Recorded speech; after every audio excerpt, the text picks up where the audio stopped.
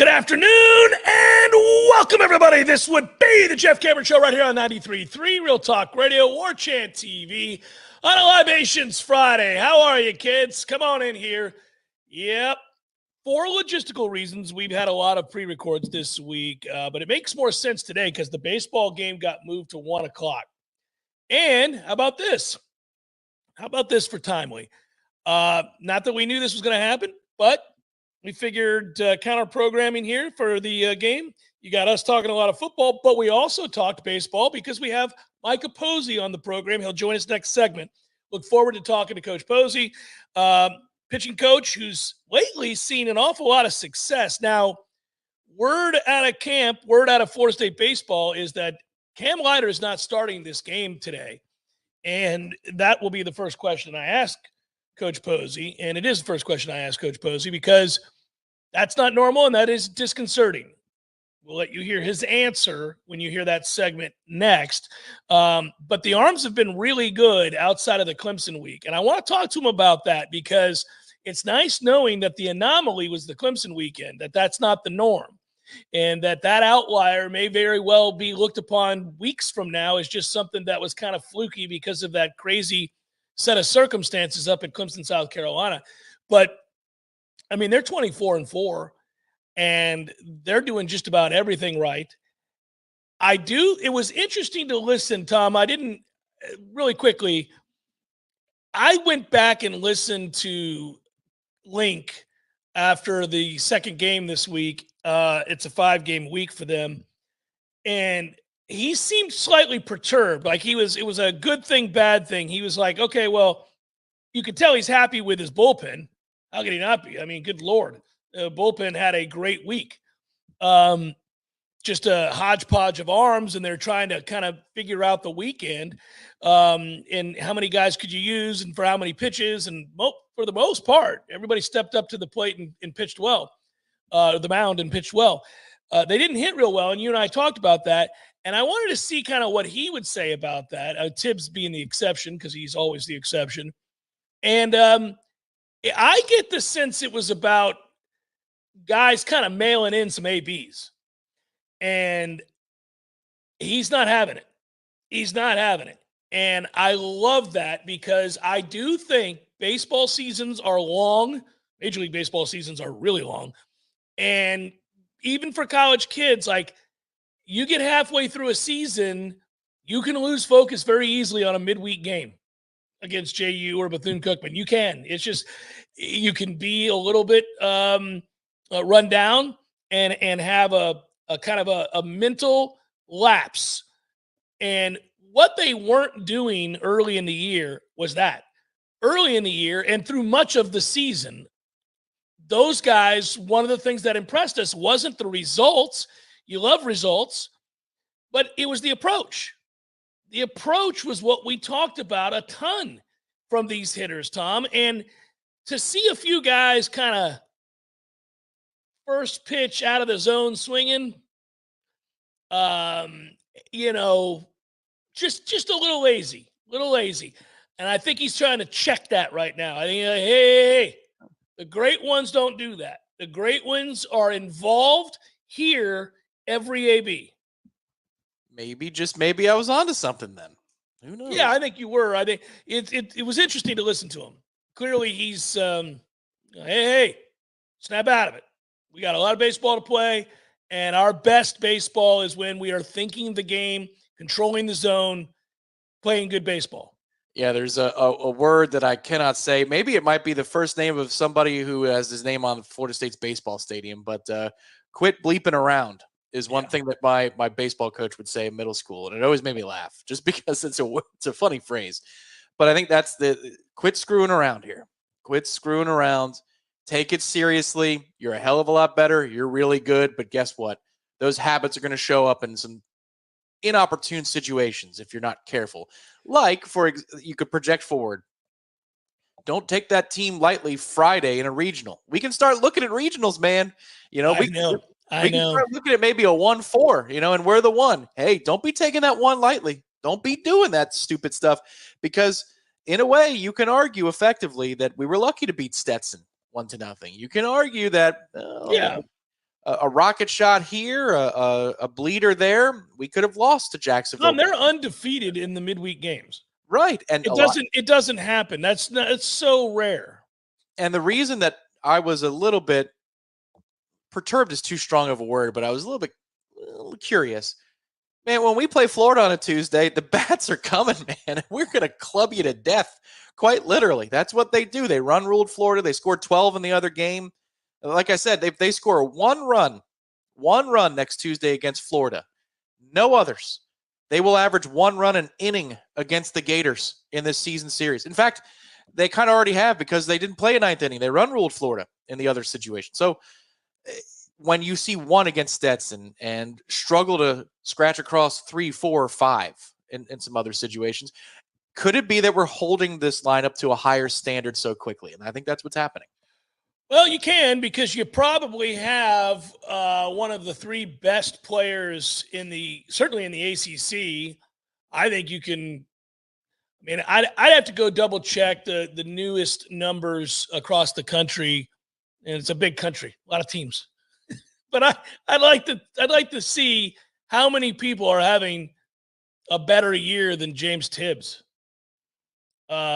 I know there are some out there. There's the kid from Georgia. You even have kids in this conference. That kid at Duke is really good. There's some kids that are having big years, and we don't cover those teams every day, so you got to go back and refresh your memory. Obviously, Florida's got a rock star of a hitter who also pitches and is arguably one of the best players in the country, and like all these, that's true.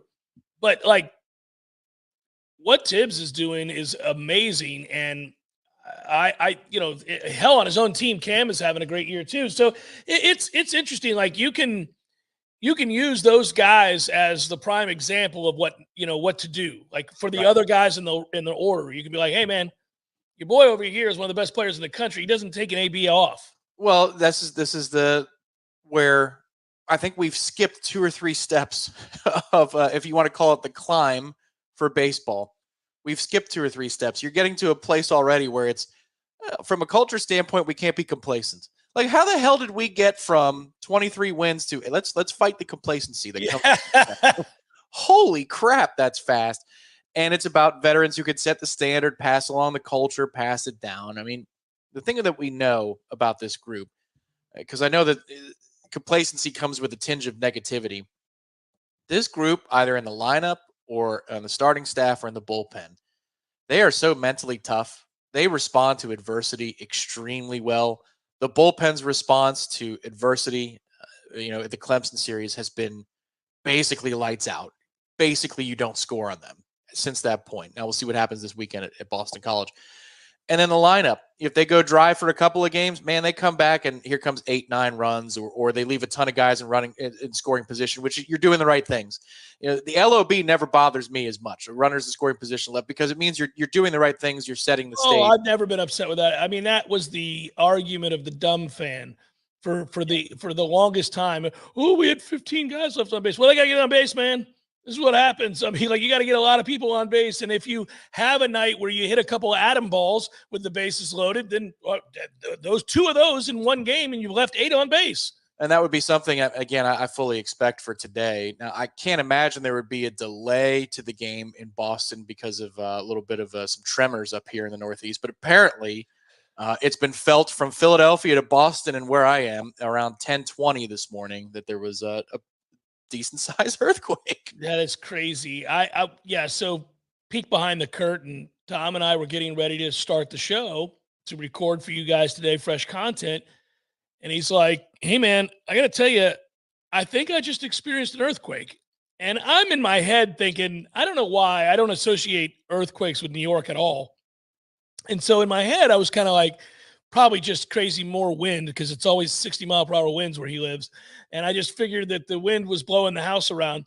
And then he's like, no, man, the house was like moving for a good 40 seconds. Yeah. And then you typed into Twitter, did New York just have a earthquake? And like, it was everywhere.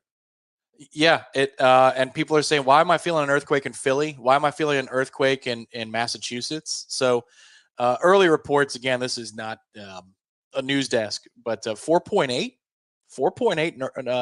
earthquake being measured. We'll see if it was actually that size. you Californians out there, you deal with this stuff all the time. For me, it felt like you were walking on stilts and it's shifting is probably the better way. Shifting back. That's what the house was doing. I was holding on. I got a heavy desk here. I was holding onto the desk just saying, what in the hell? Because you think it might be a plane flying over for a minute, but then when it's 10 seconds and 20 seconds and 30 seconds, it's I've never experienced that before. That was wild. Now you have me nervous while we're doing the show. If the house starts shaking again, get out of the house. Well, yes. I mean, get out of the house. I don't want the roof collapsing while we're recording a show here and then you injured right before my eyes. Get out of the house. That would suck because this is a new build.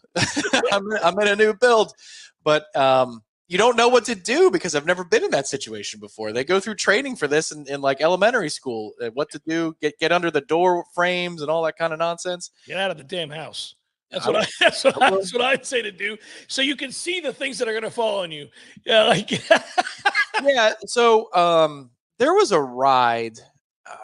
I don't know if you went, did you ever go to Disney way back when? I remember what you're going to say. Yes. Go ahead. It was in the Living Seas. Yeah. And you go into Living Seas and it had this floor that would go back.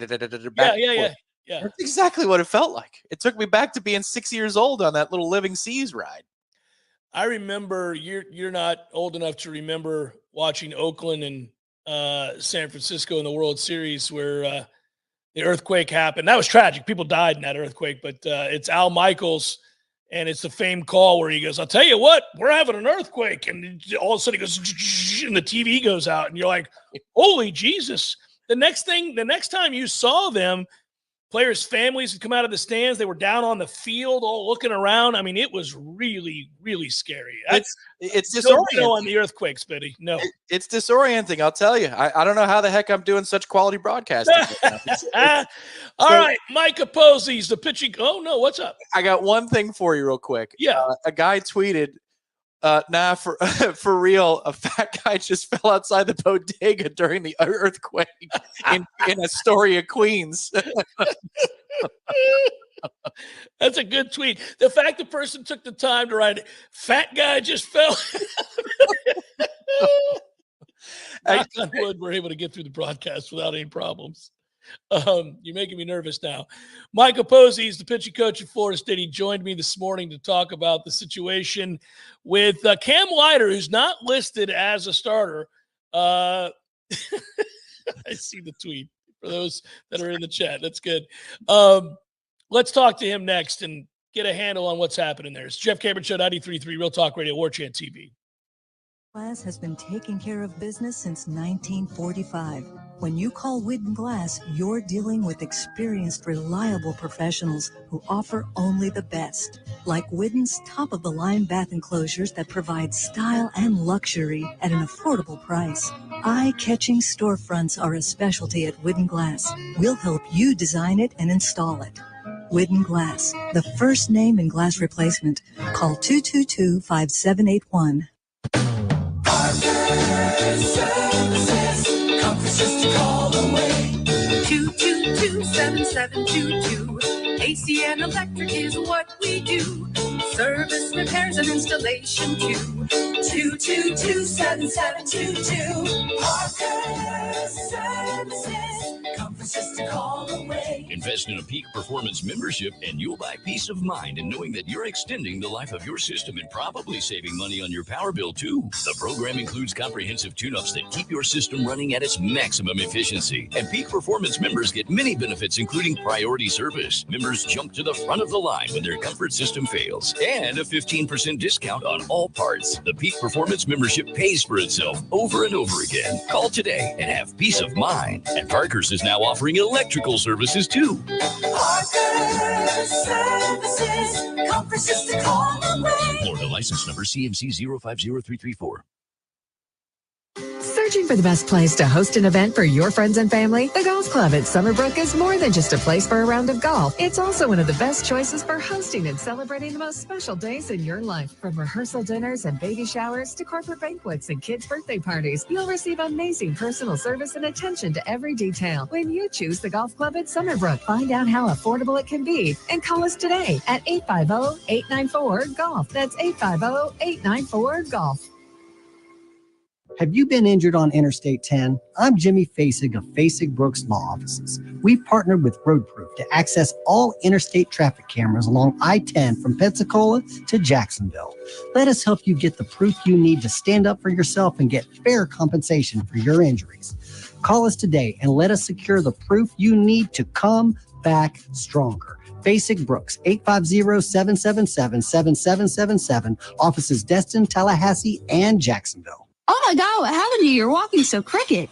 Well, I was walking my alligator and I tripped on a cypress knee and I spilled my margarita. Oh my gosh, your margarita. Yeah, I blown my back completely out. I had to ride the alligator home. I don't know what to do. My back's killing me. You're such a poor man. You should know you should go to Finn Chiropractic. Really? You can go to their website and book an appointment and get you in as soon as possible. Go to finnchiro.com, FENNCHIRO.com. You mean 24 hours a day I can make my appointment online and pay for it? Yep, right on their website. Wow, and it's...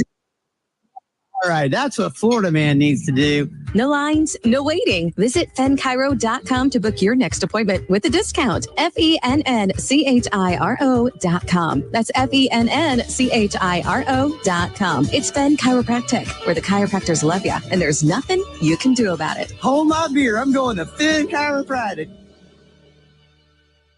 We all want more energy, more strength, more results. Well, welcome to Orange Theory Fitness as you take a step towards feeling more alive today. Backed by science, Orange Theory's heart rate monitored workout is scientifically designed to keep heart rates in a target zone, spiking metabolism and increasing energy. Orange Theory Fitness is a one-of-a-kind group personal training workout resulting in more energy, visible toning, and extra calorie burn for up to 36 hours. Experience a more vibrant life today with Orange Theory Fitness. To find out more, go to orangetheoryfitness.com.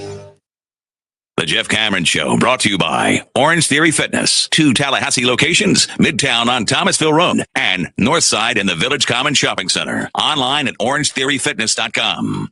Welcome back, Jeff Cameron Show, 93.3 Real Talk Radio. Warchant TV as well. You can see him there. That is Florida State's pitching coach, Mike Posey, joining us on the show. Kind enough to do so from the road and an adjusted start time to the game. This guy is lock solid joining us like this in early morning so we can get out to you this afternoon. Coach, welcome to the show again. It's good to have you. I appreciate you joining us. Thanks, Jeff. I appreciate you having me. Yeah. So right off the bat here, got to ask the question people are going to want to know. I saw Cam Leiter's not listed as a starter. So what gives and what can you tell us? Yeah. So, he had pitched, at Clemson, he had a short pitch count, about 73 pitches. So we kind of evaluated coming back. We had the doubleheader on Saturday. So we came back on Thursday against Louisville. We were kind of monitoring how he felt day to day. He obviously said he felt good to go against Louisville, which anybody that watched that game, he looked good that day. 12 strikeouts, like probably the best outing of the year as far as the pitch mix and the stuff. And then we just the same thing we do every week. We evaluate these guys, how they're feeling day to day. And, the day 1 or 2 afterwards, he didn't feel quite 100%. And day 3 he did, and day 4. And it was just it was progressing and he was feeling better. But it's just kind of taking longer for him to get into his bullpen and those things. And so we didn't really want to push the issue with him too much. So, with the arm like that, you just kind of want to take precautionary. And so with him, here we are kind of precaution, we're going to let him be down this weekend, and then we're going to reevaluate it Monday and see where he's at from there. Okay, excellent. Yeah, I know. I mean, we'll end up everybody will watch this, but you guys have to be careful what you say with HIPAA laws. I know that. And then at the same point, it's nice for the fan base to hear, though, I think that precautionary measures, no need to rush. Hey, listen, no need to rush it when you win every game but 4. Goodness gracious. You guys have put yourself in an amazing position.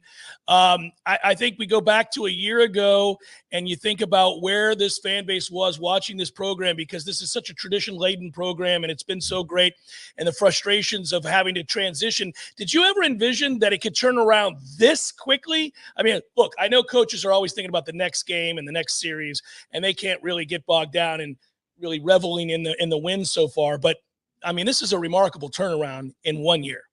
Yeah, I mean, on our end, to think to be 24-4 or whatever we are in any program, that's a tough feat for any program. You could have the best rotation and lineup in college baseball. 24-4 is tough. If you look across college baseball, the upsets, so to sit here and say I thought we would be 24-4, I don't think I thought that, but at the same time, I don't really think about the record too much. I just we try to go one game at a time and go 1-0. And I think if you just stack wins and days and do the things the right way, you look up at the end and you kind of like where you're at.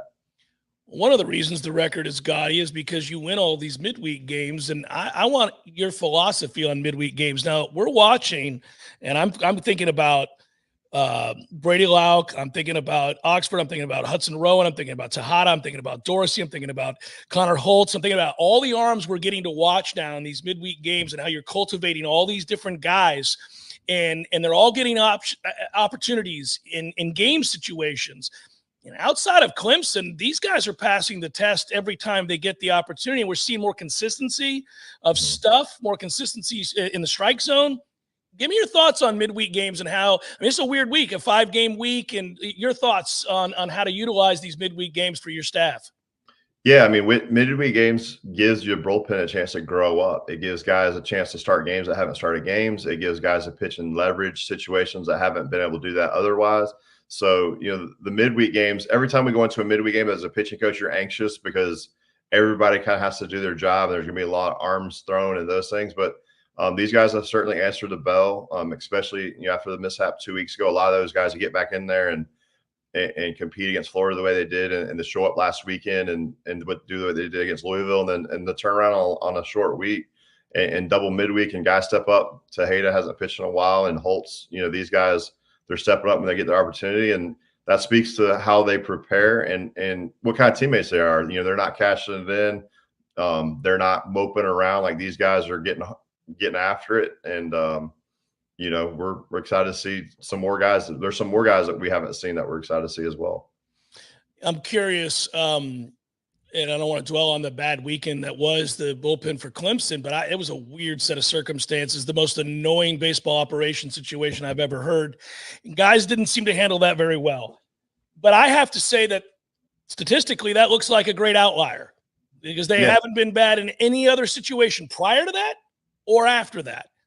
How did you handle that? What did you say to them? Because I think everybody wonders after a disastrous couple of games like that, people go, oh, God, is this going to be a thing for us the rest of the year? Are we going to have to win games 10-8? How's this going to work? But really, it just looks like now something you can chalk up to a really weird set of circumstances and one bad weekend. Yeah, I think that weekend there's some things that they did that I didn't really quite have our guys prepared for, and I take some of the heat on that. But when there's chaos and things aren't going your way, I think a lot of times the players are going to look at the leaderships, and I think calm is contagious. And so in those situations, I'm certainly trying to stay calm. And same thing, like when we're having, a good week and we're pitching well, I try not to get too high on that either. Just try to stay calm. And so for our guys, not overreacting is a big piece of that. And then also like understanding that anxiousness and getting sped up, those are part of the game. Not trying to run away from that, just maybe trying to lean into those. And we talk about riding those anxious feelings like a surfboard. Just lean into them and embrace them and don't run from them. It's a privilege to have to be in the spotlight and to have that pressure. It's a privilege. I would almost imagine too, as a pitching coach, it's different if a guy's struggling and he's not good enough. He just doesn't have stuff. But every guy that you've kind of run out here at various points have shown they've got a lot of stuff. There's something to work with. So it's a little bit easier, I would imagine, when you're like, okay, well, we'll get through this, but he's got pitches. We can get people out. Like if you want to use Connor Holtz, for example, 6 hitters, 4 Ks, crazy spin rates, all that stuff, but he's locating now. So you watch these guys, they have stuff. A lot, and a lot of it is confidence. Like you see the confidence kind of growing in certain guys. Like it's a Tejada. Like get the other day in the midweek Wednesday, I think every pitch he threw at one point, it's like, hey man, like he looks different. Like the look in his eye, like he looks more confident. And it's like the more those guys get out there, the more their confidence grows. And we're hoping we're getting to the point in the season where these freshmen aren't freshmen anymore. Like they've pitched in hostile environments. They pitched at Clemson, Florida. Like they've been in big games. And so now, we're looking to just kind of everybody just moving forward. I've never pitched, so I always wondered what coaches say when they go to the mound about when it's falling to pieces and everything around you is crashing and it was uncomfortable. Like I was thinking about the music and all the things that were happening with every ball and all that. And I just what is he saying? What's he going out there and saying to them? I know you say embrace the anxiety, but man, that's hard to do when it's all crashing. sometimes it's tough love. Sometimes you're getting on a guy and you're telling him like, hey man, like you might not get this opportunity for 3 more weeks, and that kind of locks them in. And other guys, you're really just trying to slow it down. My wife, Julie, makes fun of my mound walk. She's like, they're the slowest ever, and she can't stand them. But like, it's kind of by design. You're trying to slow the inning down, and you're just really trying to give that guy a breather and a reset. So a lot of times, you'll start that mound visit with, hey, just trying to give you a reset, trying to give you a breather. And then you'll talk about next hitter, like this guy right here, maybe struggles with the ball going away from him. Do you want to start with a slider, a fastball away? Like, what would you like? You're kind of game planning for the next hitter. And you're just trying to break up the momentum of an inning. There's nothing – the one thing you can't do as a pitching coach and as a pitcher is talk about mechanics and internal things. Those aren't – that's not a time and place to fix those. So a lot of times you're just trying to break up the inning. Reminds me of golf. In a weird way. Like I was fortunate enough to do a show on the PGA Tour Network on SiriusXM for a long time. That's not a humble brag. I just got to do it. But one of the things that I like to do about that, we had sports psychologists on all the time. Oh, yeah. And one of them was Dr. Brett McCabe, who pitched at LSU. And he used to talk about pitching and talk about golf and how it's like you need to slow things down. Like when we watch these guys on the weekends on the PGA Tour, you see the breathing. You see the way that when they get sped up, as you were saying, and then they realize it. Usually their caddy will tell them, like, calm down. Is that the same type thing? Is that right? Is that similar? It's 100% the same thing. And like in golf, like if you think about you're on the tee box and you got water to the left and you're telling yourself like, hey, don't hit it in this water right here. You do that. You're hitting it in the water. And so the pitching is no different. Like I tell guys all the time, when you're on the mound, you're doing one of two things. You're trying to get the hitter out or you're trying to throw strikes. If you're trying to throw strikes, you're thinking about the water. And so we tell guys all the time, when you're up there, you're not trying to think about throwing strikes. You're thinking about getting the hitter out, and it's you versus the hitter, and there's some aggression, and there's some pent up anger, and you're going after that guy. So it's very similar. So really quickly, Coach, I didn't want to keep you long today because you're making time on a game day in the morning. So I will ask you, without Cam this weekend, how does it affect your plans moving forward with the rotation, and what's that going to look like for people tuning into the game today? Yeah, today we're going to go Jamie Arnold, who's having a fantastic year. Tomorrow we'll go Whitaker, and then Sunday we're TBD. It really just depends on the bullpen. There's about 4 or 5 guys we feel like could start that game. So we're just trying to maybe get to Sunday and see what that looks like, see how much we use the bullpen in the first 2 games. And then but it certainly looks like a game on Sunday where we'll definitely have to lean heavily on the pen. Probably not your favorite week to have a 5-game week. Nope, not at all. We've bullpen 2 games. We're getting ready to bullpen a 3rd. But, it's college baseball, and everybody's going through this, not just us. And, that's what makes the sport great is, a lot of different guys you have to lean on, and we're kind of excited to see some guys get back out there. Enjoyed it as always. Good luck. I'll talk to you down the road. Be well, sir. All right, Jeff. Thank you.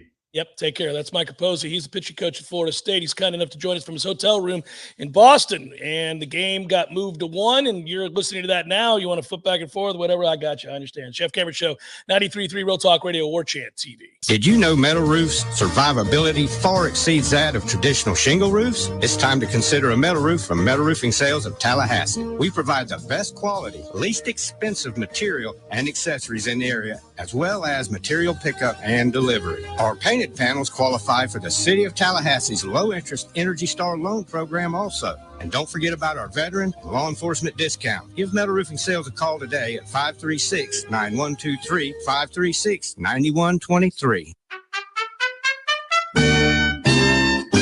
There is no Bigfoot, Eddie. Would you stop with that nonsense? There's a Bigfoot, Jeff. I wish there were. By the way, I don't want you to point to me as the guy that takes all the fun out of the room. I wish there was the Loch Ness Monster. I wish there was the Bigfoot. I wish there was the Chupacabra. All the things. They're all mythical except for the Bigfoot. The Sasquatch. The Bigfoot? The Bigfoot. There's big feet.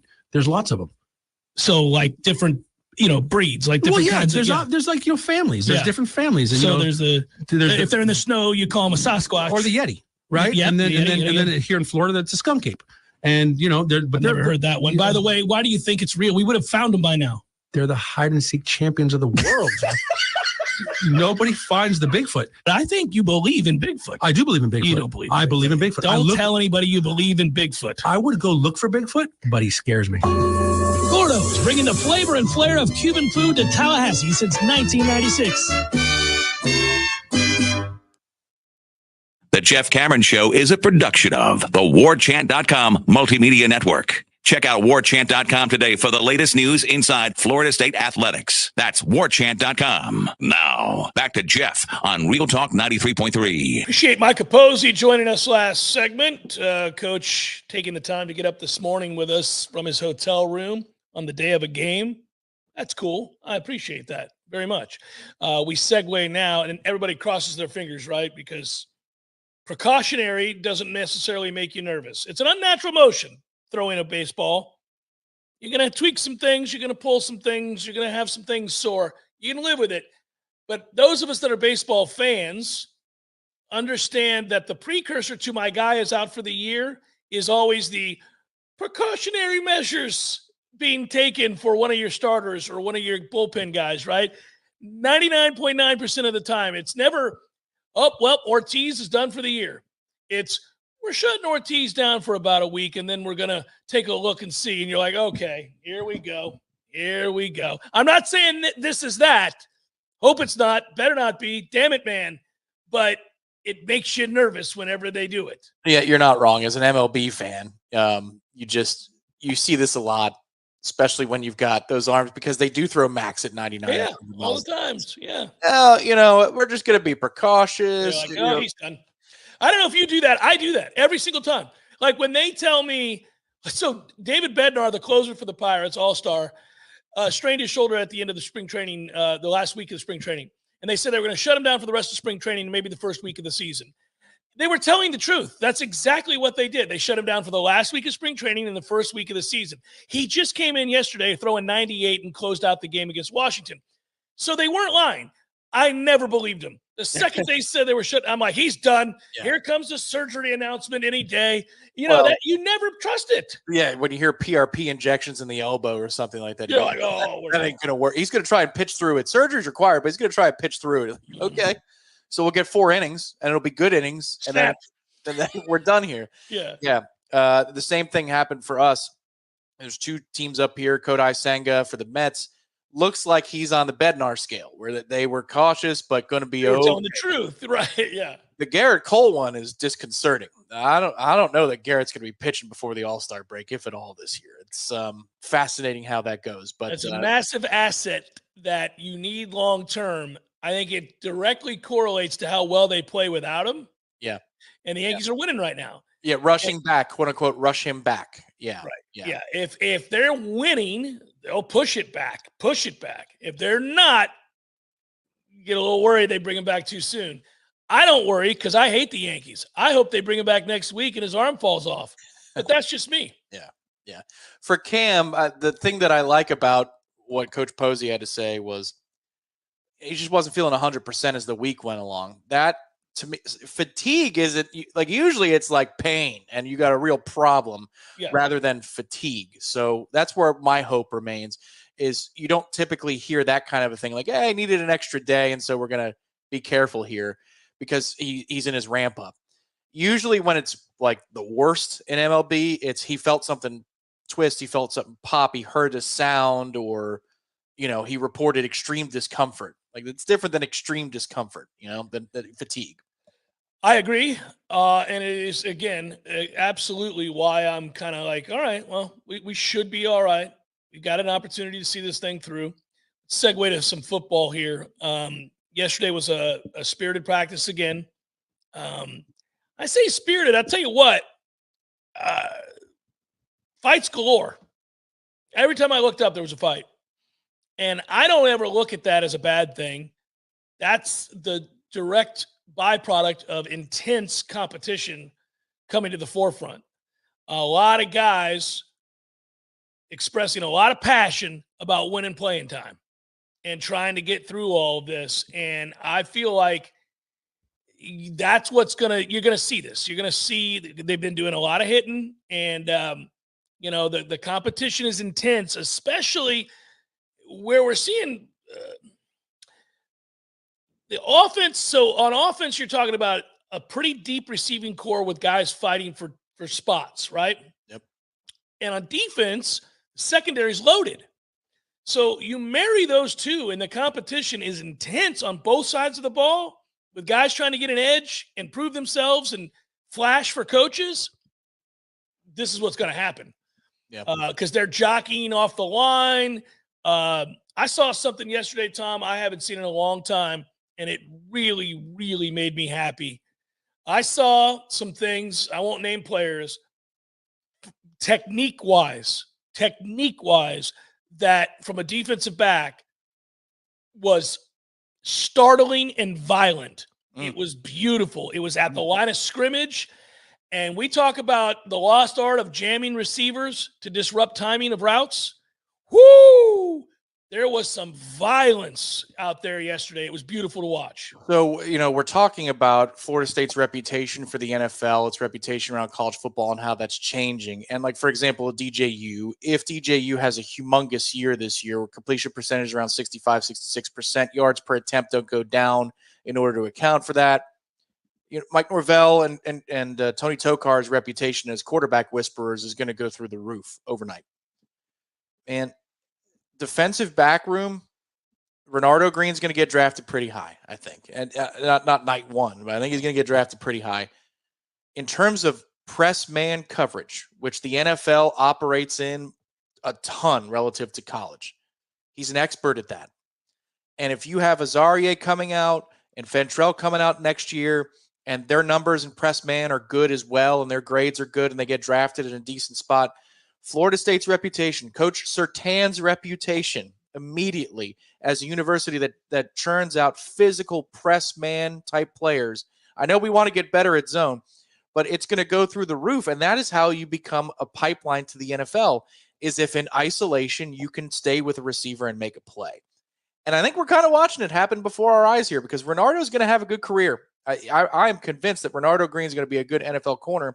His numbers in man from Malik Neighbors in week 1 all the way through the season were exceptional. Hard to have a great game against Malik Neighbors. Not many people did. So that really stands out. That's a big deal. I agree. I'll tell you, man, this was different. This kind of turned my head a little bit. Coach Surtan has those kids really locked in. Technique-wise, and also they're getting more violent at the line of scrimmage. If you get caught slipping coming off the line as a receiver right now, you can get jacked up. You can get jacked up in a hurry. And I think it's interesting because what's happening is now there's an adjustment and a response from these receivers who don't take kindly to looking foolish, and don't take kindly to having a guy get up in your grill and hit you up in those high shoulder pads, neck area, which causes you to lean back and disrupts timing and messes up your footwork too.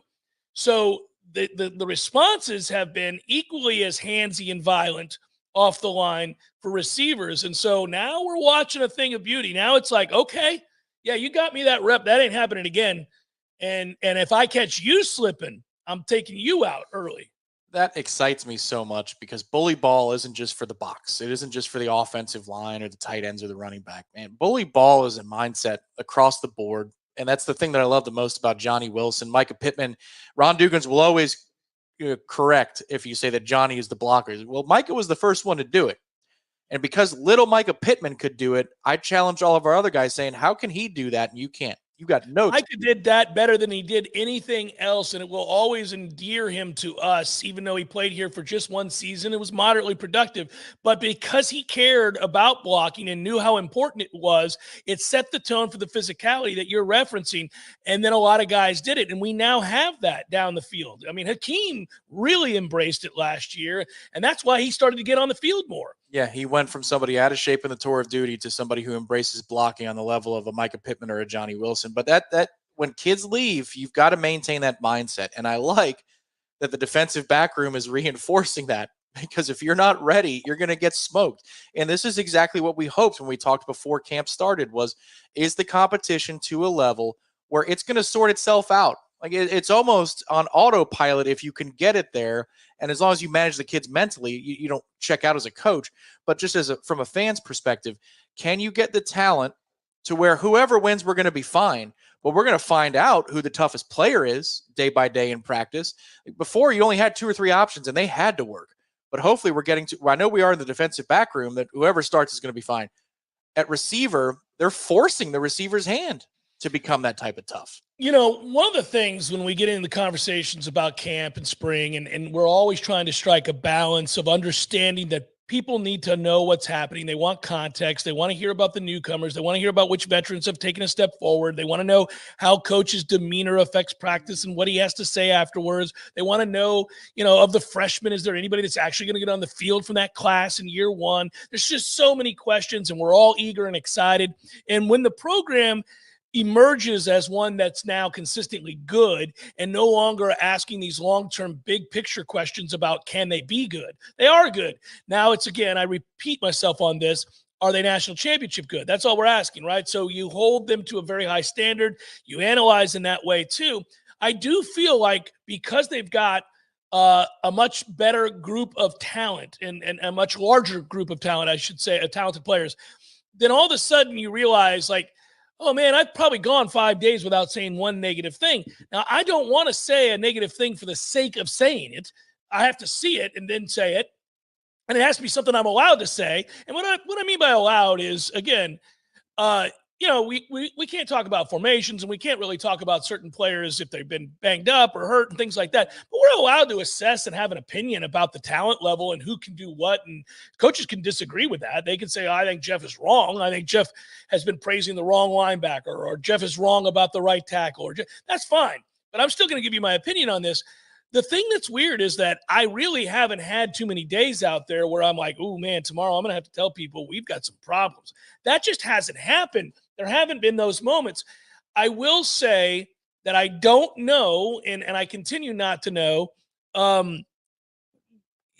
whether or not the guys that I praise all the time as being talented, as kids that can really run, that are really fast, there's not a ton of game savvy at wide receiver. There's just not a ton of game savvy. So I can't tell you how they're going to play in a game when it matters, how they're going to respond to pressure, how they're going to respond to the lights being bright and the moment being big and the television and the whole thing, right?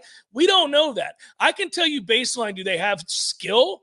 Can they run? Do they have good hands? Are they big body? Do they embrace blocking? Are they fast? What are they? What are they as athletes? I can tell you that. Do they look polished or not? Those kinds of things. But I do not know. That is my biggest question mark, that a lot of the players that we're looking at on a daily basis and that we come on this show and say, man, that kid's fast. Man, that kid's long. Man, that kid's physical. Man, that kid loves football. Man, these are all glowing, ways to describe a player. I don't know if some of these guys that I like a lot are going to be any good in a game. I don't know. I'm trusting that Hakeem Williams is going to be a very, very productive wide receiver for Florida State in games week to week this year. I think it's a safe assumption that the talent suggests should happen, but I don't know. I don't know. So this is where I'm not going to do a retcon of our debate about which quarterback we wanted when they hit the transfer portal between Cam Ward and DJU. I think Cam in this particular setting with these coaches probably would have done some special things, but there were upsides and downsides to both players. Cam could make something out of nothing more. DJ, you kind of know what you're getting. This is where, to me, having somebody who does not turn the ball over would be extremely valuable. And DJ doesn't turn the ball over. So what you're saying is, in the heat of the moment, what can you fall back on? Well, here's what I know. That offensive line is going to be larger. We'll see if it's better. That running game should be more physical top to bottom. So you should be able to impose a little bit more of your will on the ground. But I also know that my quarterback is not going to throw it to the wrong team. So he's going to put the ball on receivers in positions where they can make plays. And then when he misses, he's not missing in somebody's chest, which is really important. So, if you have a moment where you're rat trapping as a group, you don't want to do that and spot the other team the ball at the 25-yard line. And then do it again and spot the team the ball at the 30-yard line. Because then by the time you figure yourself out, you're down 10-0 or you're down 14-3. And that's where I think this year, especially early, as they're trying to stick this landing with so many kids that are inexperienced or haven't worked together in a game setting, you can't turn these little things, turning the ball over, field position, special teams. It matters so much more than it did last year. Because last year, think about it, first half to second half of the LSU game, they were rusty as hell. The defense wasn't ready to go. Well, Jordan played terrible in the first half of the LSU game, by the way. And you kicked the crap out of LSU by the time He played great in the second half. Because there is a known commodity. There's a familiarity with the scheme. There's veteran presence. Like it's no problem. You could almost just kind of rope-a-dope somebody with that group last year. This year, I don't know that you can rope-a-dope anybody. You're trying to figure it out actively on the fly. And that's where I like a quarterback who, since we have him, the plus is that he's not going to turn the football over. That's humongous to me. I said in the Renegade Room notes, I think that's where you put it, right? I didn't go and look, but that Darrell Jackson is millions of dollars are waiting on him if he wants it. We talk about known commodities. You know, what's interesting is you would think a statement like that suggests that I know he's going to dominate, but I don't. He does at practice, but he did that at practice last year too. There were times last year where he dominated practices. It helps, and this is why I included this in there. It helps that he's in the best shape of his life. He wasn't last year. That adds to kind of the reasons that you believe he's going to go get that money. And that's a good for us if he does, because that means he's dominating. He's going to go first round, which means you have a first round defensive tackle. He wrecks plays on the regular. I think I know that's going to translate. I think there's been a light bulb that went off with he and Josh Farmer. I think they have figured out that you've put in a lot of time. It's a hard job. You've played a lot of games and a lot of practices. Here's where it pays off, man. You go change your life and your family's life forever. Go do it. Get intense. Get focused. Dominate. Your body allows you to do whatever you want to do in the trenches if you're Darrell Jackson. I think I can count on that. Well, and they're playing next to each other, so that helps because there's three bodies for the two of them. And so somebody's in a really good position. And let's just say that your starting five across is Peyton, who's gotten a lot larger, those two in the inside, and Marvin. I mean, dude, that is, without equivocation, a more impressive looking front four than last year. That is a more impressive, more physically imposing front four than last year. Does it make it better? I don't know. I don't know if it does. Well, I have a hard time. They're more physically imposing.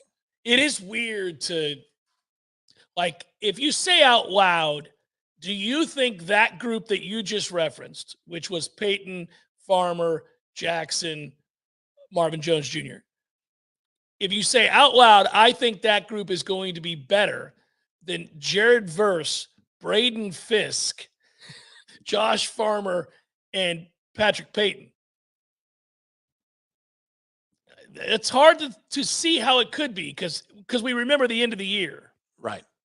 No, totally. And they set the tone in the LSU. Like, the front wasn't the problem against LSU the entirety of the night. They dominated the point.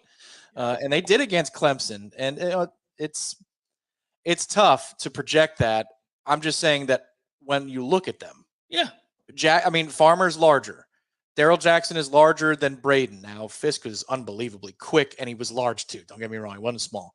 Peyton, year over year, is larger. So it's about that other end position. Mm-hmm. If Marvin's dynamic, then they are better. If Marvin is a dynamic player consistently, then that front is better, I think. I do think Jared Verse does not get enough credit for quietly going about his business last year and being dominant in ways that don't always show up on the stat sheet. Oh, we did cut-ups on that. I did cut-ups on that for the site. I think it was week 2, week 3. The production's coming. Because you could just see the burst, the physicality. Like, nothing was missing in Jared. He was setting the edge, and he was dominant against the run in a way he hadn't been the previous year. Right. And then also the other offenses are keenly aware that I got to get rid of the ball. I've got no time, and I've got to run away from him, and we've got to put 2 on him. Like, yeah, man, he was a menace. And I'm just glad that he got to eat towards the end of the season because he was consistently very, very good for us. We ran long here, which means we're going to have to do a short segment next hour to start the hour so that we can get into the Red Zone segment that I want to get into. Before we go, I do want to quickly note Social Kitchen has Masters packages for sale. You can purchase those Masters packages at socialkitchentlh.com. You can just go in off of Kerry Forest there, and they'll help you order through the website. this is the time. Like, go get it ready for this weekend, and then that way you're ready for the Masters, okay? So go get this ordered, and I want to push this through April 13th, so let's go. Get over there to socialkitchentlh.com. All right, hour number 2 forthcoming. Stay with us. Jeff Cameron Show, 93.3 Real Talk Radio, Warchant TV.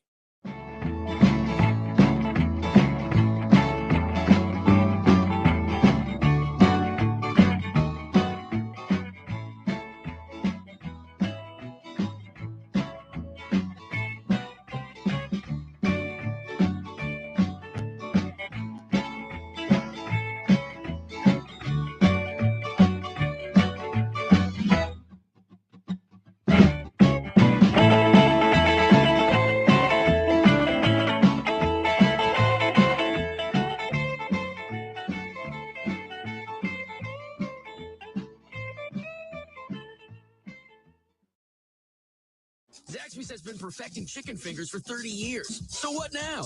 Now, we go to the sea. Introducing the Southern Fried Shrimp Meal. With butterflied shrimp that's perfectly golden fried. A perfect blend of cocktail sauce and Zax sauce that we call Zax Tail Sauce. Plus perfectly seasoned crinkle fries. Perfectly buttery Texas toast. And even a drink with perfectly pebbled ice. Here's to 30 more years of perfect.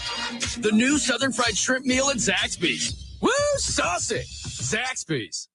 At Paul's Termite and Pest Control, we know if you have something in your home that's not supposed to be there, you want it gone now. Not in a couple of days, not tomorrow, but today. That's why we offer a same-day guarantee. If you call Paul's before 12, one of our technicians will be out before 5. We guarantee it. The health of you, your family, and your pets is why we promise to do everything possible to quickly resolve your problem. And we do so using the safest chemicals. Notice a pest problem? Call Paul's Termite and Pest Control before 12, and we're there before 5. Call Paul's. We'll get them all. We're all spending more time at home than we ever have. And our yards have become more than something we look at through the window. They are now a major part of our refuge. Now that we're outside more, wouldn't it be great if we could eliminate the things that make us want to run back inside? Pests like mosquitoes and fire ants. Paul's Pest Control can do just that, and we'll do it for a surprisingly low cost. Our treatments are done outside. There is never a reason to enter your home. The weather is beautiful, and now is the time to be outside. Paul's Termite and Pest Control will help you take your yard back. Call us for a free consultation. When you need a plumber quick, how long is an acceptable time to have to wait? Yeah, hey, it's the Millers again. Just calling you about our little plumbing problem. 2 hours? Hey, we were hoping you can get here soon because the water is getting really bad. I mean, please hurry. 4 hours? I know you said you were on your way, but, honey, tell the kids to drink water. 8 hours? Don't worry about us. At M&L Plumbing, you'll never have to wait long for quality, dependable service right when you need it. At M&L Plumbing, we listen to our customers, and our qualified technicians aim to achieve 100% customer satisfaction. So the next time you need plumbing work or repairs, think of the name M&L Plumbing, your local plumbing experts, commercial or residential. Give us a call, 850-575-9393, or visit us online at mndlplumbing.com. M&L Plumbing, for all of your plumbing needs. Attention Florida, are you a victim of an auto accident? We introduce our live chat sponsor, Hyson Leaka Law Firm, dedicated to representing injured clients statewide. If you've been in an accident, call Hyson Leaka Law Firm at 813-803-0733 for a free consultation. Remember, there's no cost to you unless they win. Your interests come first with Hyson Leaka Law Firm, the name you can trust for justice. Call 813-803-0733 now or visit HysonLeakaLawFirm.com. Hyson Leaka Law Firm, your advocate in times of need. Real Talk 93.3, WVFT, Greta, Tallahassee. They said it couldn't be done. They said it was impossible. But mark my words, I did it. With Kohl's. That's right. I got everything I needed for my spring home refresh in one trip. I'm talking Sonoma Goods for Life bedding for 20% off. And Espresso Virtual Plus Deluxe for 30% off. Cuisinart cookware sets for 35% off. And Sonoma Goods for Life decor for 20% off. So if you want to get set for the season and save big, you can do it all at Kohl's. Select styles. Some exclusions apply. Espresso and Cuisinart coupons do not apply. See store locals at comfort details. Tax Talk with Straight Talk. You give and you give. This tax season, you get with Straight Talk Wireless. You get a reliable 5G network and unlimited data and a new Samsung Galaxy A15 for just $99. So you can give your janky phone to your kid. Yeah!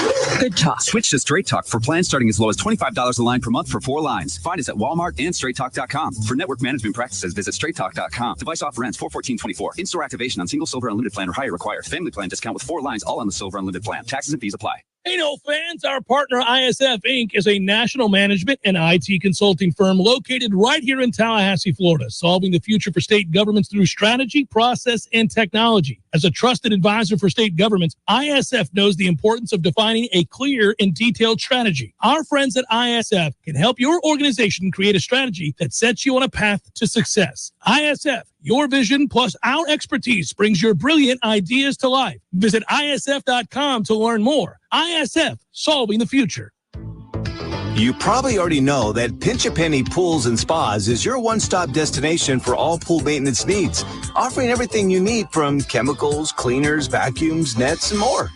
But that's not all. Pinch a Penny also carries a huge selection of premium hot springs hot tubs paired with easy financing options, making these luxury hot tubs affordable for everyone.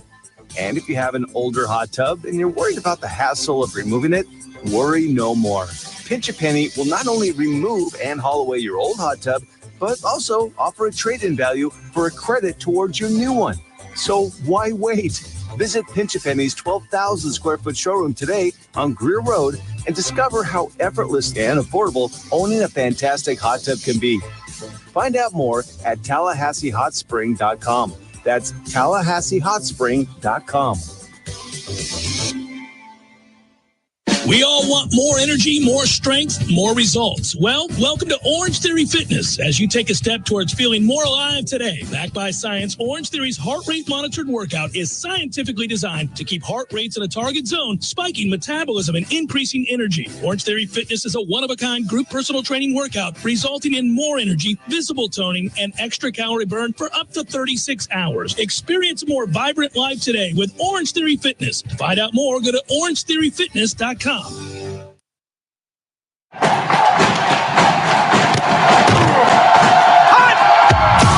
Broadcasting live from Florida's capital city, this is the Jeff Cameron Show, brought to you by Orange Theory Fitness on Real Talk 93.3. Now, stop what you're doing and listen closely. It's time for the Jeff Cameron Show in 5, 4, 3.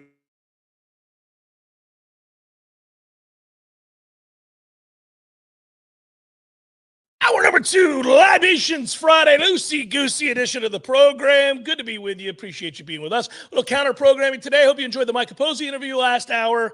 That was good stuff. Short segment here. I want to get into Red Zone and do a little bulkier Red Zone today with our friends at Artisan Financial Services. But do want to remind everybody that we had Mike Posey on last hour. And if you missed it, go find it. It's on Warchant TV. It's here. It's all those things.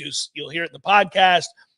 He's a fun guy to talk to, and these are interesting times for Florida State baseball right now. Whole bunch of football talk this hour for you guys that are like, hey, man, nothing else matters. It's the only thing in the world that matters is football. Even when you're talking about third stringers and fourth stringers, I like it more than you talking about basketball or hockey or baseball. That's you guys. That's not me. But this hour, it will be. We'll do a lot of football. We'll do plenty of football. It'll be good. And I wish, just as you do, that I was going to the scrimmage tomorrow, but I'm not because we can't. We're not allowed to, unfortunately. But we'll get reactions, and we'll hear what Mike says. And I am kind of curious what he says about how the team plays in this scrimmage.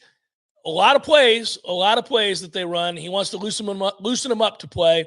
He was ornery again yesterday. He was vocal again yesterday.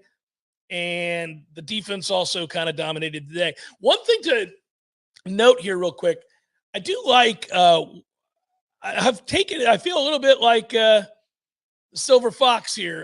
You know how Ira's always got the binoculars looking at certain aspects during games. I spend a lot of time watching him when they do the 7-on-7s and the 11-on-11. Just watching Mike, you know how he stands like deep center field. And these days he's got that headset on and he's doing the walkie-talkie thing. And I can tell you that one of the things, and this is not giving away trade secrets, I think he's always done this. I think every coach who has a certain philosophy does this. He yells in that thing often to tell them to hurry up. to get moving quicker. He gets frustrated by the pace. And I think if you heard one word more than any other at these practices, and this is, again, he's indoctrinating quarterbacks, right? You think about it. You've got 3 new guys. Now, Brock Glenn's been here, but 3 new guys. And, so Jackson and obviously Cromenhawk and DJ. So there's a whole lot of, let's go. He gets so frustrated. Hurry it up. Like, he does not want any of that lethargy, man. Let's go. Let's more plays, not fewer plays. Well, certainly that's one thing you never have to tell the folks at Zaxby's when you're getting food through the drive-thru. Oh, that's so good, Tom. That's so good. Immense service. I mean, it moves. It moves. There are some places that you'll be waiting 20 minutes, and you've got 3 cars in line. There are other places that move like a machine, and Tallahassee Zaxby's does that very well. 100 and how many locations today? Well, yesterday was 104, but I checked this afternoon, 37. 37. Well, that's still an overabundance of Zaxby's in one city, especially a city of only 240,000 or so. I mean, come on. Okay. What are we doing? Well, it's a lot of Zaxby's. Can't wait to see the number on Monday, but we'll maybe it's a Friday for 3-day weekend for about 60 locations, and then we'll see about the other difference. Zaxby's a proud Golden Chief booster for over 19 years, serving delicious food, delicious chicken. Delicious. Go get you some Zaxby's. It's my favorite thing when they go team to see them in red zone when they're maybe at the 10-yard line, 15-yard line, and Norvell basically is pacing back and forth in the end zone or in the back line of the end zone, and so is Adam Fuller. Yep. They're like predators stalking their prey, and they're walking back and forth and yelling for adjustments and so forth, and there's a lot of urgency to it. Mike has never been shy, headset or not, to yell about adjustments. I like that Mike's not shy about yelling anything. I mean, there's a lot of yelling. There's a lot of stuff in there. It's interesting. You brought up red zone. Let's just break real quick so we can do a lengthier, meatier red zone segment with our friends from Artisan Financial. I got a good question. It's a good question for you. Oh, I'm excited about it. Okay, we'll do it next. Jeff Cameron Show, 93.3 Real Talk Radio, Warchant TV. Kitchen is now open on Cary Forest Parkway near Ology Northside, Tallahassee's only premier market where you can receive the famed Snake River Farm steaks and premier meats. Social Kitchen also has chef-prepared meals and sides ready to serve in just under 20 minutes. Perfect for those very busy springtime weeks, weekends, you name it. Hosting some people at the house. Hey, Social Kitchen also has build-your-own charcuterie boards and catering. Stop in and visit Social Kitchen today or visit us online at socialkitchentlh.com. socialkitchentlh.com. Honey, I'm home. We're in here, honey. So why are all my friends here? Have a seat, Dave. We need to talk about your problem. Problem?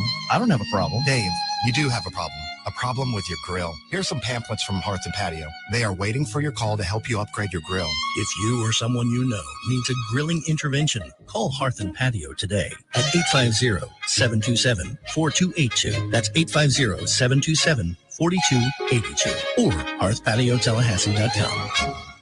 Have you been injured on I-10? I'm Dana Brooks of Facing Brooks Law Offices. We have partnered with Roadproof to access all interstate traffic camera footage along I-10 from Pensacola to Jacksonville. Memories fade and witnesses disappear. Securing important video footage now can make sure your claim receives the full attention it deserves.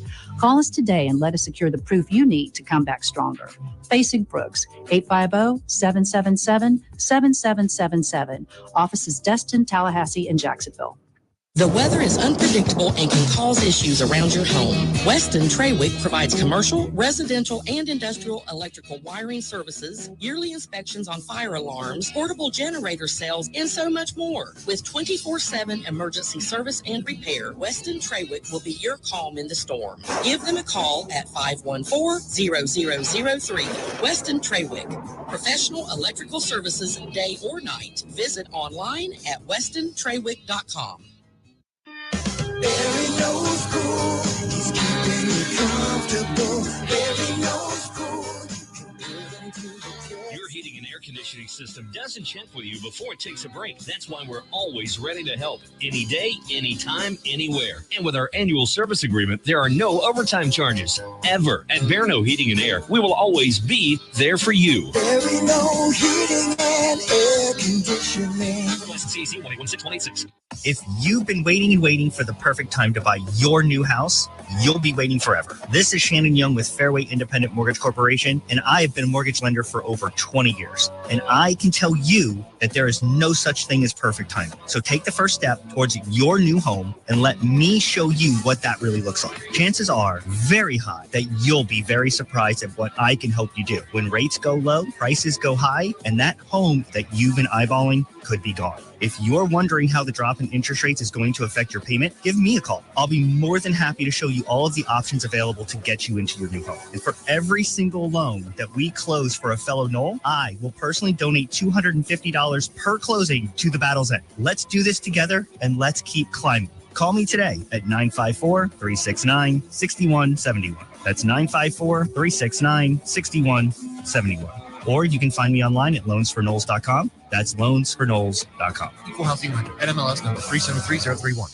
We all want more energy, more strength, more results. Well, welcome to Orange Theory Fitness as you take a step towards feeling more alive today. Backed by science, Orange Theory's heart rate monitored workout is scientifically designed to keep heart rates in a target zone, spiking metabolism and increasing energy. Orange Theory Fitness is a one-of-a-kind group personal training workout resulting in more energy, visible toning, and extra calorie burn for up to 36 hours. Experience a more vibrant life today with Orange Theory Fitness. Find out more, go to orangetheoryfitness.com.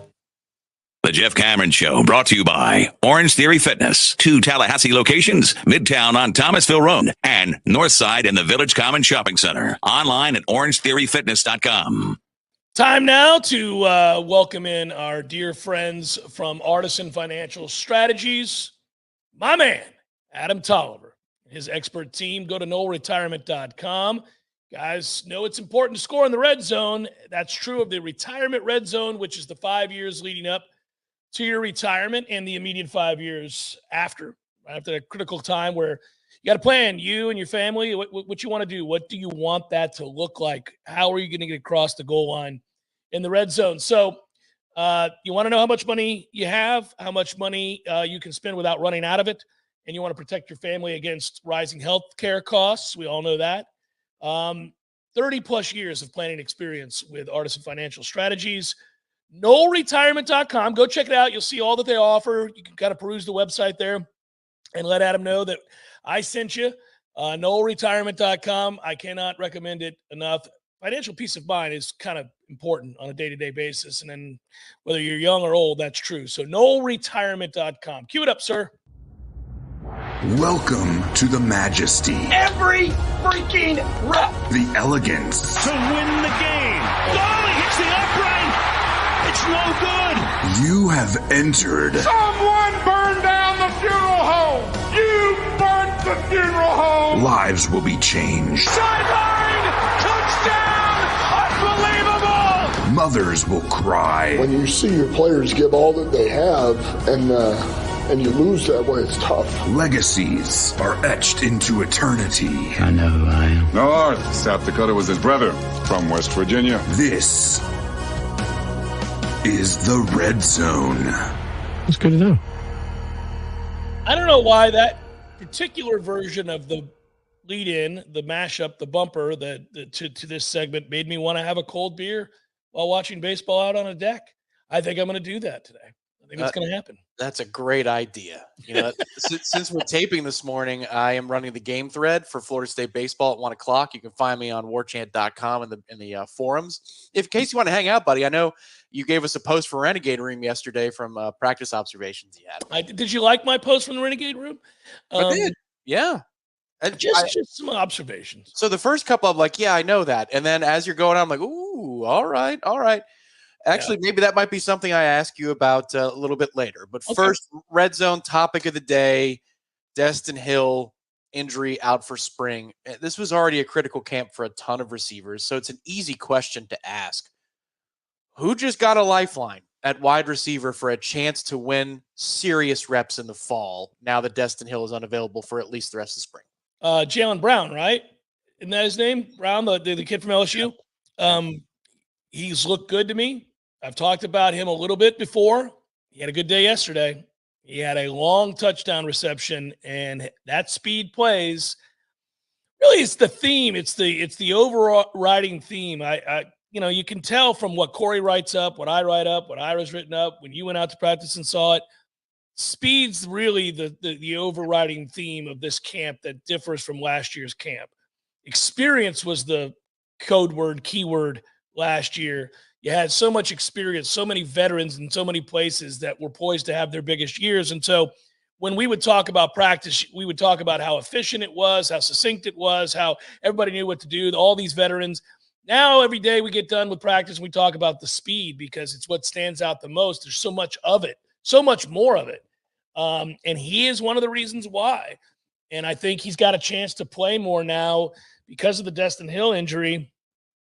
Look, we don't know ultimately how long Destin Hill is going to be out. But, yeah, I think he's going to get some opportunities. Let's just put it that way. That's the thing is these reps matter greatly. The next 3 weeks matter in a huge way as to what that board looks like, what that two deep looks like, and who stays and who goes. Now, what's interesting to me is Jaylen Brown I would not perceive to be in any danger of transferring because you don't come here as young as he is without a plan, a multi-year plan to stay at Florida State and see what happens. But you have brought him up a lot, and that's a player I really haven't seen much of at all. Like I can't even remember from the day I was at practice something that Jaylen Brown did to stand out. Like LaWayne McCoy did a couple of things. He's still doing a couple things. He's a good player. If you can indulge me as I act like the conduit to the fans who haven't seen him, how would you compare Jaylen Brown from a body type standpoint, skill set standpoint to maybe some guys we've had the last couple of years? Well, he's skinny and he's fast. That's the first thing that stands out. He's very fast, but he's not big. He's not a big guy. He's, what is he, 6'1", 6 feet tall? Like, he's not short, but it's not like. Does he have like a Rashad Green build? Yeah. He's a little bit more. I think he's a little bit more muscular than Rashad Green was. Rashad Green was weird because when you saw Rashad Green, you just thought nothing. Like, you didn't think anything of him the first time you ever looked at him. And then you watched him play and you went, ooh, he's silky smooth and awesome. Yeah. But it was like you would have never guessed it. Like, if you were walking down the hallways and Rashad Green walked by, you'd be like, whatever. You wouldn't think he was on the football team. You wouldn't think anything of him. No, you would have looked at Rashad Green and Christian Green and said, well, Christian Green is clearly the 1,000-yard receiver, not Rashad. Right.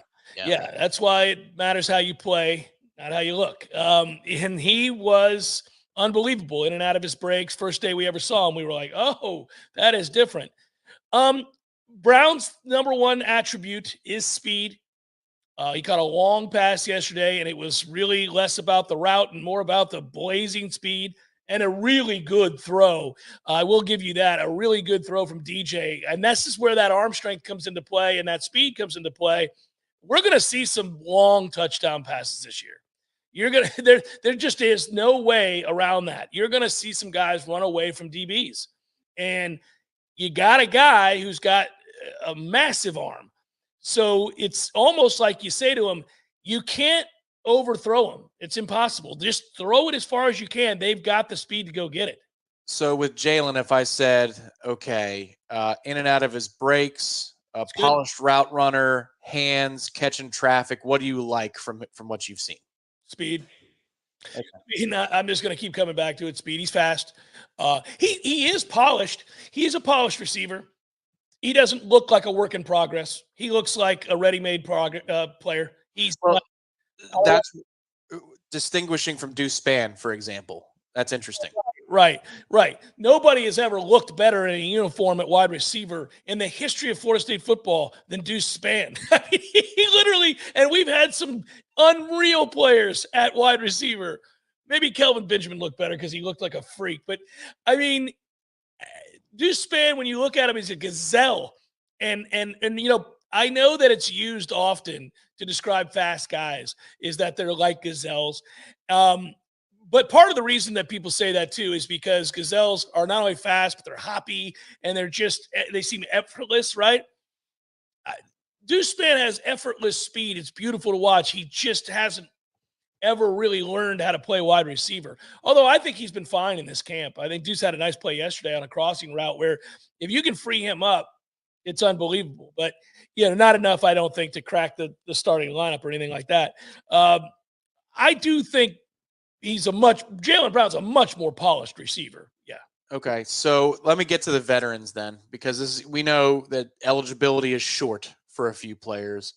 Kentron, Deuce, Jakai's not going anywhere, so I think that he sticks. Obviously, if his brother just came to play here, so he's in his final year and he is what he is. But Kentron, Deuce Spann, Darion Williamson, who stood out to you through the practices you've seen so far?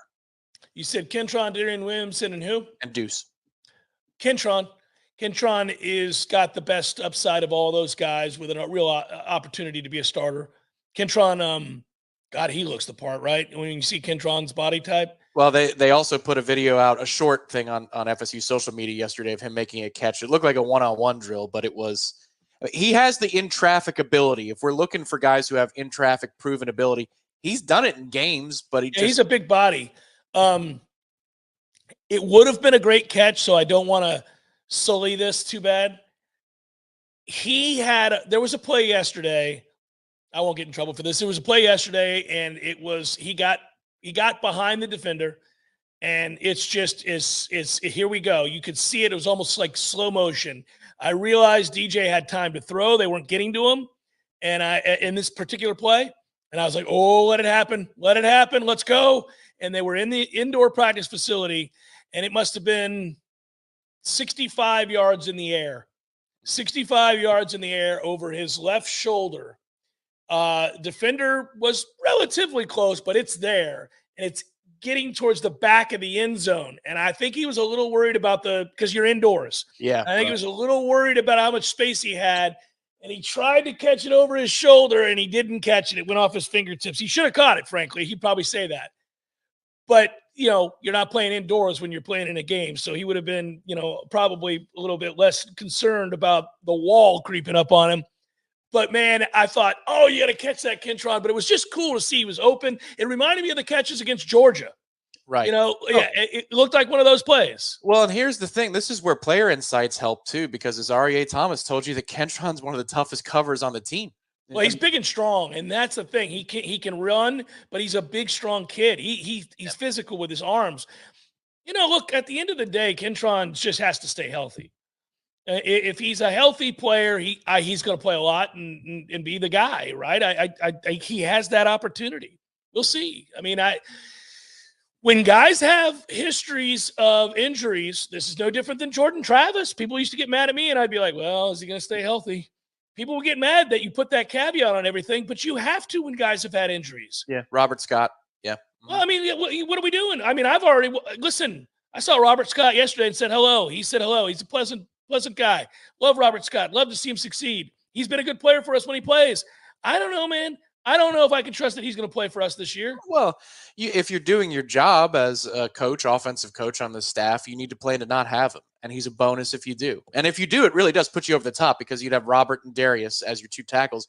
Man, now that offensive line is we're going someplace, but you can't count on that. That you need to address. You need to assume that is a bonus scenario. Yeah, I think that's true. So I like the receiving core. Listen, I think I was talking to a member of the beat yesterday. Works for a rival site, or I'd give you credit, buddy. But he's a great guy. And we were sitting there talking, and he said, in your opinion, how many elite defenders do you think we have on this team compared to last year? And I said, oh, well, so the elite defenders last year, let's define our terms. Who did we think was an elite defender last year? I'll start. Jared Verse. Yes, 1 for 1. Okay, he was an elite defender. Do we have somebody that's an elite defender in that category? I mean, he's going to be a first-round draft pick. Jared Verse is an elite defender. So I would say, do we have somebody like that on this year's team? Yeah, Patrick Payton has a chance to be an elite defender. And then we kind of went through, and we ended up on a number. And then he said, well, flip to the other side. And I went offense. And we started going, so over, under 5.5? On defense. On defense, yeah. So I would go under. I'd say 5 at most. But I think Fentrell Cypress is going to take a big step forward this year. Yep. I think AZ is going to have a big, big year. I think Patrick Payton is going to have a big, big year. And then, now from there, all right, where are we looking at what? Farmer. Farmer without question. He was on my list. Now does Shaheem Brown take the step forward that he has to take to get us to 5? And if you're going to get us to 6, the only way you do it, in my opinion, is you pencil in Earl Little Jr. to be a star. Well, hang on. Daryl Jackson. My apologies. Then we're going over. So it's 5.5. I think it really – but Shaheem was the sticking point to me. Now, if Earl is, then, I mean – in those aforementioned notes, I mentioned Earl. I think he's going to start there. He's really good. His only question mark is injury, is health. Too many times we say that, but, that's his only question mark because I think he's smart, he's fluid, he's fun, he's physical, he's fast, he's a lot of great things. He's going to be fine. So. I'm glad that you didn't give credit to somebody from a rival site because, they all suck. We're the only good. We had a good conversation. And that's the funny thing about the beat. There's plenty of people we all like for each other. Absolutely. Yeah. It's funny how people pick sides, but it's No. It's just at the end of the day, everybody recognizes Warchant's the best. Do want to say NoelRetirement.com one more time. Go check it out. Thanks to our friends at Artisan Financial Strategies, NoelRetirement.com to learn more. That was the Red Zone. Jeff Cameron Show 93.3. Real Talk Radio, Warchant TV continues in a moment. Where is the best place to find Michelin, Firestone, Dunlop, Goodyear, and Bridgestone tires? Nice Tire and Auto Service. Where's the best full-service auto center? Nice Tire and Auto Service. They do everything from computerized alignments to brakes, tune-ups, and safety inspections. Where can you get complete auto service you can trust? That's easy. Nice Tire and Auto Service. 4792 Bluntstown Highway, just west of Capitol Circle. There he is. Haven't seen this guy since, what was it? Oh, shoot. U2 at the Sphere in Las Vegas, baby. Hey, how about that, man? Wasn't that fun? Good show. Everything about it. Nearly perfect. I had everything I could possibly want. I wanted one thing, couldn't find it, and I looked everywhere. No Cubans. What do you mean? There was Cubans. There was Cubans. No, I didn't see any Cubans. Dude, I'm sure there was Cubans there. I mean, No, I walked around. There was a moment right before the show. I thought, got to find some Cubans. Nothing. Dude, there's Cubans. There was Cubans. I'm sure there was Cubans. In Las Vegas? In Las Vegas. No Cubans in Vegas. There's Cubans in Vegas, man. Eddie, there were no Cubans. Chef. The sandwich. There were no Cuban sandwiches. You're Cuban. Of course I know there were Cubans there. Oh, the sandwich. Yeah, no, there probably wasn't many there in Vegas. No Cubans. No, not yet. Gordo's, bringing the flavor and flair of Cuban food to Tallahassee since 1996. The Jeff Cameron Show is a production of the Warchant.com Multimedia Network. Check out Warchant.com today for the latest news inside Florida State athletics. That's Warchant.com. Now, back to Jeff on Real Talk 93.3. Something we talked about in hour one very briefly, and I want to answer some of this because some people have asked the question, especially in light of the news yesterday that Mike Norvell revealed after practice, injuries. And I think people are sensitive to injuries right now because we had once it was revealed last year after the season, after the snub, that Florida State was the walking wounded in a way that a lot of people did not know by season's end, and cobbled together those last performances and really relied heavily on a dominant defense to carry them across the finish line and go undefeated and win the ACC. That's another reason it stung as much as it did to get left out of the playoff, because they did everything you would ever ask of a team to do, like pick up other elements that are either incapable or not as good, in this case injured, do the things necessary to win the games. You play to win the game. That's the whole thing you do. And they did, all of them. And they didn't get rewarded. But from the fan base's standpoint, I think as we began to feel a little bit more unburdened by our responsibilities of kind of keeping your mouth shut because of our access to practice, about which guys were not practicing, which guys were very limited in practice, which guys just straight up were, game day decisions every week. And I joke around on here all the time, but football players are gladiatorial. We know this. The nature of the sport requires you to be so. It's a violent collision sport. And, the bottom line is, in the professional ranks, certainly, and I dare say in the college ranks, big-time college football players are forced to make tough decisions. Sometimes the toward-all shots and others that make it so that you cannot feel a limb, in particular a limb that is really hurting.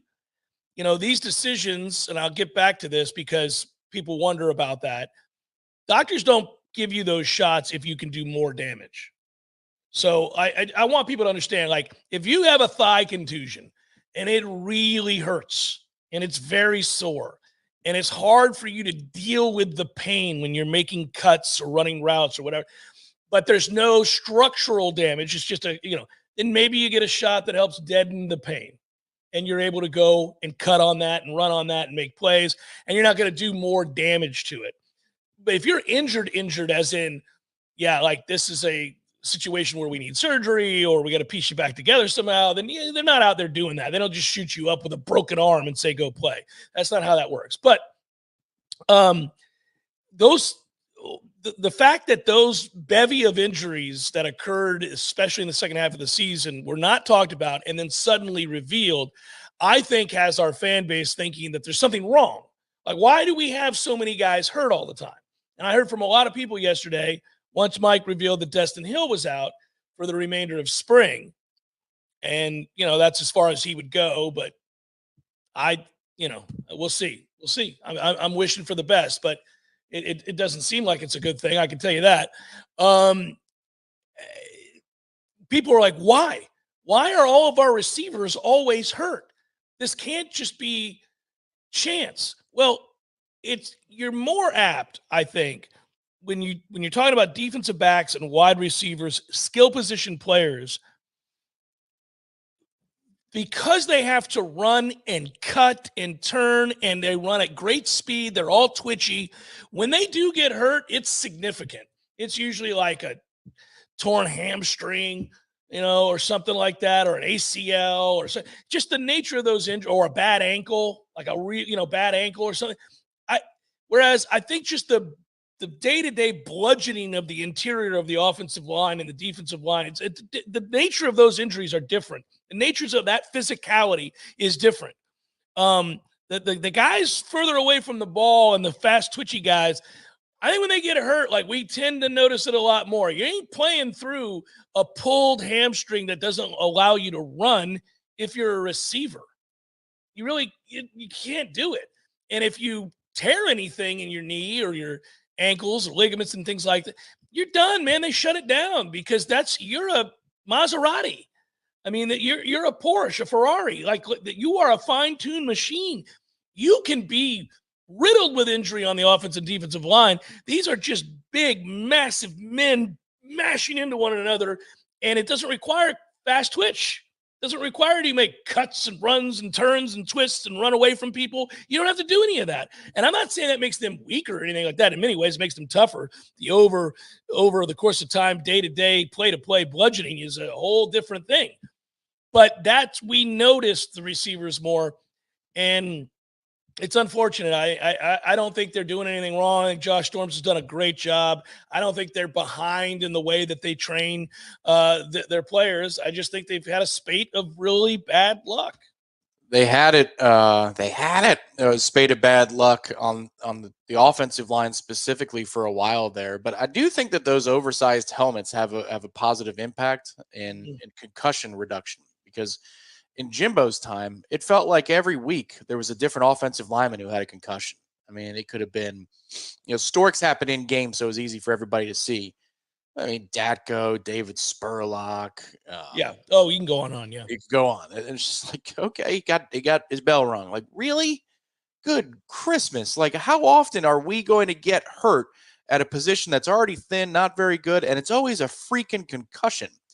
But I feel like the methods that they have, where they don't go as hard as they typically or used to do, and then they add those giant, great Gazoo helmets, I think those things have had a good impact on that particular segment group and those particular injuries, there's nothing you can really do for a skill position player short of mandate that everybody runs on grass. But I mean, the NFL did a third-party study, conducted and worked with third-party officials on injury suffered on turf versus grass. It really is kind of negligible in terms of the difference.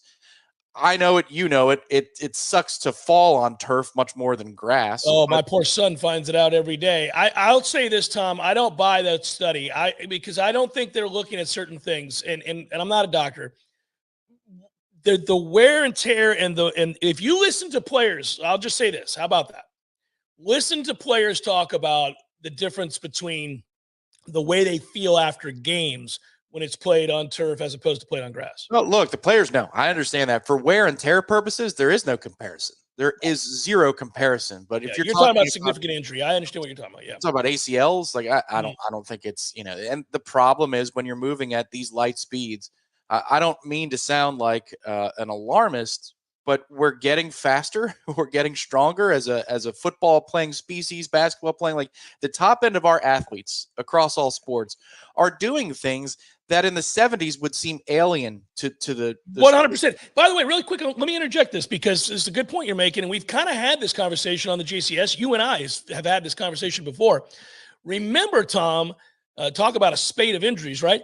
Do you recall when everybody figured out, and we moved, I think, almost as a fitness community, we moved towards functional strength as opposed to bodybuilding strength, right? We figured out like, hey, man, it's cool that you can bench a lot of weight, and that movement has value.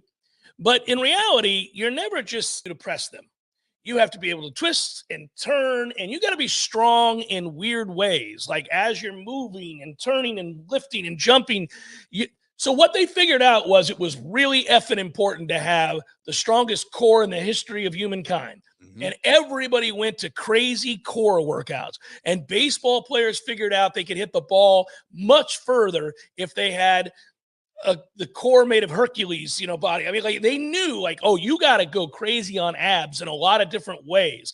And you're growing all the way up through, and we're going to twist and we're going to turn and we're going to stand on BOSUs with one arm down here, anchored to a kettlebell. And then you're going to hold another dumbbell above here, and you're going to put your left leg up and balance and you're going to find ways to engage your glutes, your core in ways that you never dreamt of. And it worked. Until people started pulling the groin from the pubic bone because they were so strong. Right. And then they went, okay, well, we've gotten too strong here. Now we need to figure out how to do this. Still need to be strong there, but we got to do it better. We got to figure out how not to get people hurt because they got too strong there. Yeah, the sports hernia was the term. The sports hernia. You don't hear very much about the sports hernia anymore, but that was every long-term injury in the NFL. I mean, you're talking about out of every 10 injury reports, maybe 6 or 7 of them were sports hernias. Yeah. If somebody was out for an extended period of time. And you're right. This is actually something that Jimbo and the doctors explained 10 years ago as we were coming out of it. And we were learning like, okay, this is great, but everything has an equal but opposite consequence. Yeah. And it was like, you're basically your body's ripping itself apart from the core because you've gotten too damn strong in that specific area. So there's a give and take with anything you do, which is why, like, I remember Madden injuries in 1990 in the video game when the ambulance would come out and it's best, run over the players. It was a really weird thing for Madden to do, but those injuries aren't the same. Torn pectoral muscle, torn quads, things. No, man, it's ACLs, it's high ankles. I mean, you might have an AC joint separation or something along those lines, but the injuries change over time because the training changes over time, I think. I would always argue, and still do, I remember John Offerdahl from the Dolphins. Old timers will remember that name. Late 80s, early 90s, when guys started tearing their pectoral muscles in half, I remember going, it seems like this is a direct result of the use of anabolic steroids, guys. This is what this feels like to me. And it was. It was. I mean, guys would end up putting too much muscle on their bone structure for starters, and then 2, they would get so effing strong that they're throwing around like 700 pounds. You're like, I don't know, man. At some point, stuff's gonna break. Well, and like, are you doing that for Beachbody, or are you doing that so you can increase your tackle count from 95 to 110? Like, well, what is really the purpose for all of this? And it's, I mean, we've seen it in baseball. Everybody gets Tommy John. If you've got a good pitching prospect, you want him in single A to break his arm so that by the time that you need him at 25, 26 years old, he's had his Tommy John, he's had his recovery, and let's move forward. Because if you've got a dude who's 22, 23, has not had Tommy John yet, you need to pencil in that you're going to lose him for a season. Well, I'm doing it right now with the Pirates and Paul Skeens, man. And he's 6'6", 250 pounds. So he does have the body to be able to throw hard. And he does throw hard, 103. But he hasn't had Tommy John yet. And I'm like, oh. But this is the other part of it. He's had 2 outings in the minor leagues for the Pirates since he signed as the number 1 pick. And he's he basically struck out everybody in the course of 6 innings. Nobody can hit him. I'm like, what are we doing? Just bring him up. Just bring him up and get him now before he blows his arm. I'm telling you, I got to experience this. The odd thing is, for as much suffering as us Mets fans have, there are some incredibly bright spots in every generation. Like, you get really good players, and then they just never do anything here. That's part of the curse. Like DeGrom won a Cy Young, and he bested Felix Hernandez. I think he had like 10 wins, 11 wins, and he wins the Cy Young. But he, at one point, before his arm really, really fell off, he's throwing 101, and it's basically like the end of the movie The Scout with Albert Brooks and Brendan Fraser. Like, anybody who steps to the plate is going down in 3 or 4 pitches. And it's just this remarkable thing, and it's happening in April and May. And I know in my head, not because I'm a defeatist Mets fan, because of the physiology of an arm, right? That it's 101, 102, 101, 100. I'm like, ooh, 98. What was he?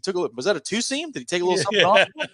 94. Must have been a slider. I'm like, man, every time he goes out there, enjoy this, because this is, I mean, his arm is going to come out of his body at some point. Well, it's the eternal chase for speed and spin rate, and it's a problem, man. It's been talked about ad nauseum, and until there's just a massive bust across the board with these guys that come into the league throwing 102, but some of the rules will have to change too. Like, maybe you don't allow as many guys in that bullpen, and then people have to learn how to pitch. Because right now, when you go to the bullpen, everybody brings in 101. Everybody brings in 101, but that's not normal, and you can't keep doing that. And those guys are going to blow their arms, and they're going to go grab another one who throws 101. Look, my ball club right now, not doing some things at the plate, and they're going to get hit. Like, they're doing the opposite of what's going to happen. They're going to hit, and they won't be able to pitch. But right now, they lead the NL and ERA for a week. It's great. Starters do.